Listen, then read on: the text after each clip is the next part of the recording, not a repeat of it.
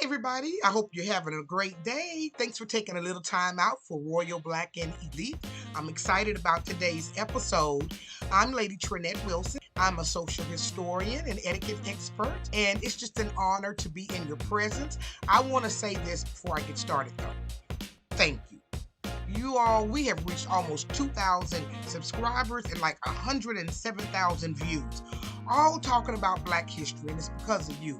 So I want to thank you for liking, sharing, and subscribing.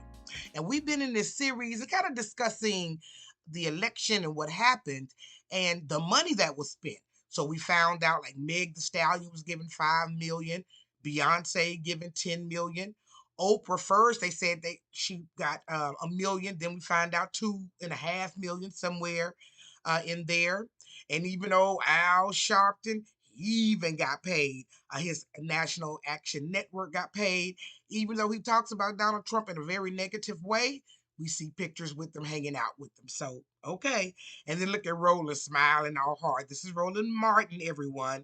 And he is a person who does black media, and he was even paid $500,000, his organization.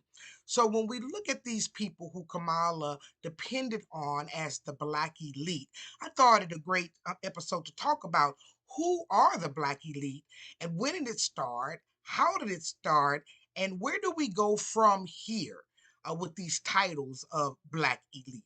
So let's get started. Thank you for joining me, and let's talk about the Gilded Age.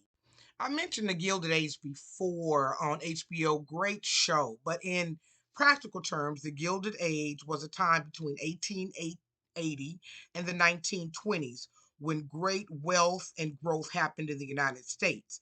And this spurred much innovation, much wealth for mostly the white community. But during that time, let me look at the houses, the elegance that how they lived was just wow. So mostly white people received the wealth, but there was a contingency of blacks, and they were called the black elite. Now you found these people mostly in the north, and they were in places like New York and Rhode Island.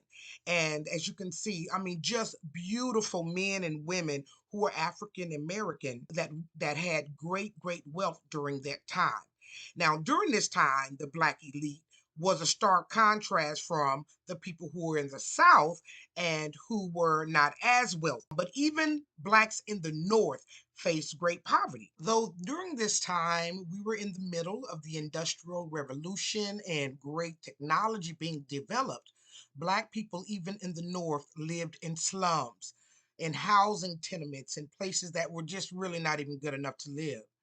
They also faced great discrimination and segregation in the North. So even though it was better than in the South as far as discrimination and, racism, it was still bad. Even in the health care system, it was bad.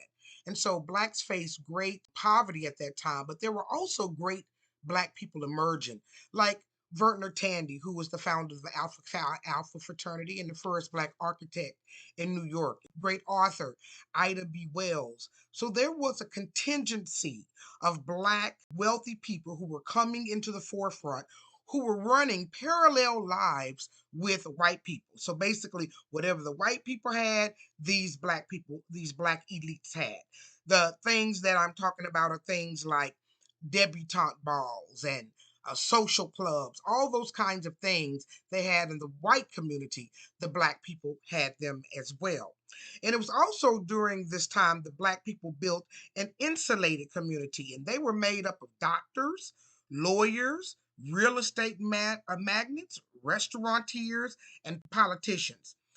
Much of the work that was done actually during the Civil War and even after came from the money of these black elites who often were part of the Underground Railroad during the Civil Rights movement. Before, during slavery and after slavery. So they played a big part in the blacks moving forward in life. And even though they lived lavishly, they traveled to Europe, they lived in mansions.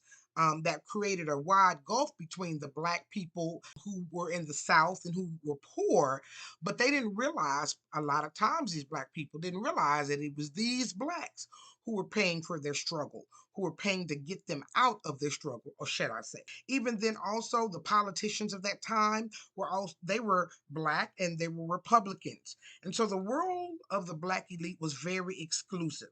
They had a social register, similar to those in the white community. They had 400 families during the Gilded Age that they considered elite. And these registries were the sole purpose of trying to bring these wealthy people together.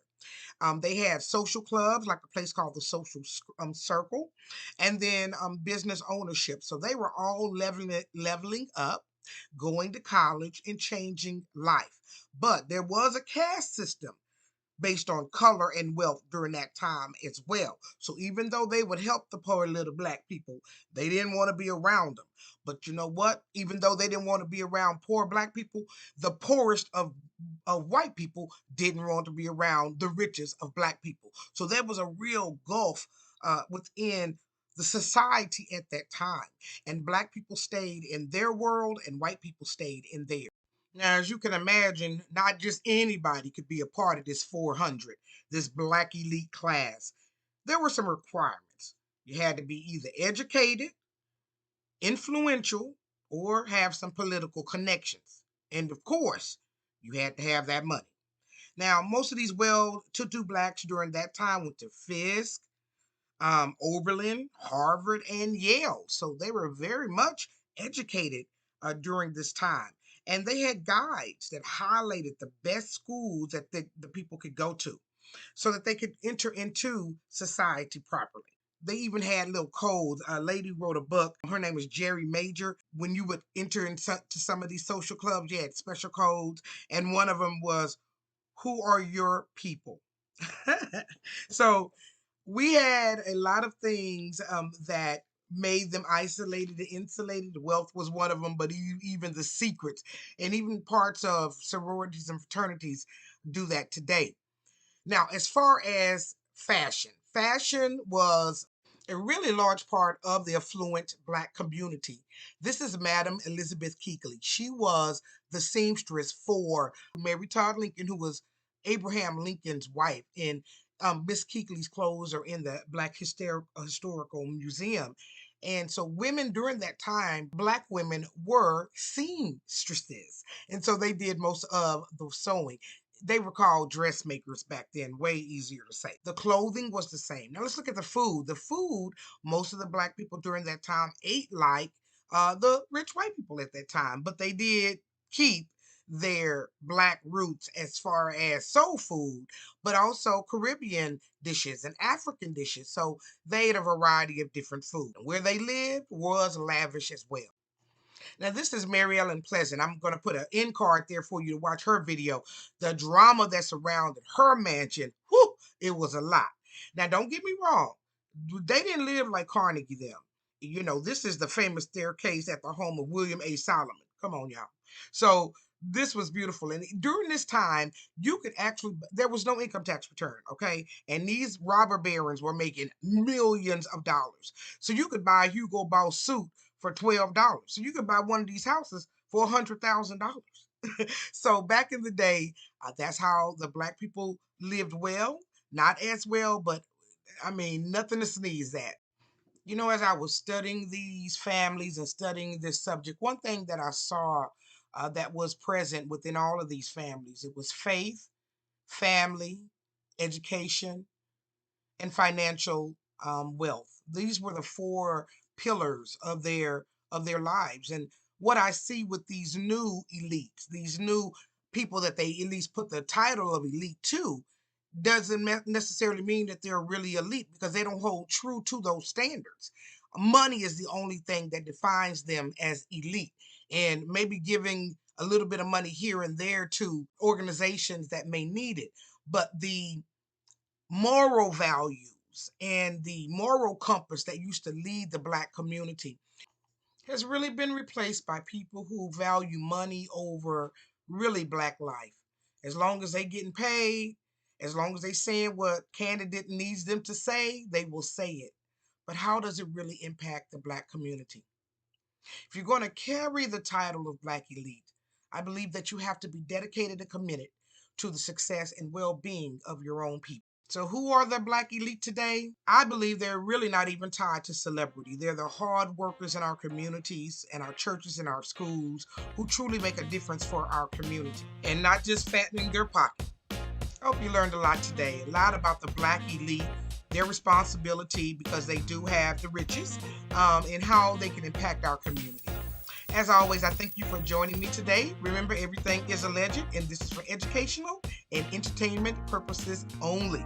Thank you for joining me, and I'll see you on another great episode of Royal Black and Elite.